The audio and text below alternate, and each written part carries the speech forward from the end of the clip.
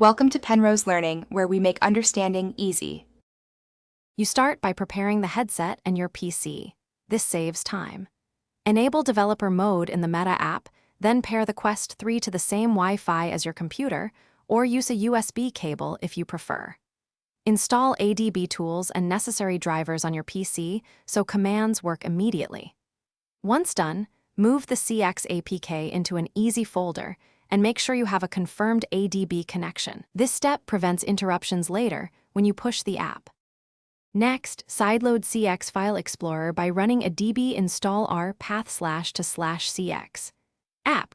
Watch for success messages. They tell you when to move on. Then put on the Quest 3, open unknown sources, and locate the installed CX app.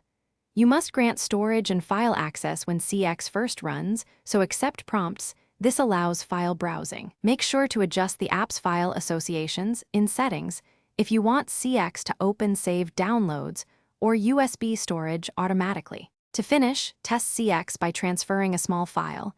Move it into internal storage and open it from inside CX to confirm full functionality. Once confirmed, you can enable ADB over Wi-Fi for wireless sideloading, but make sure your headset's IP is stable before disconnecting the cable. If something goes wrong, clear the app cache and data, or reinstall the APK, and always regrant permissions after reinstall. That single troubleshooting tip often fixes permission-related crashes and missing file access. Thanks for watching. If this was helpful, leave a like and consider subscribing. See you next time.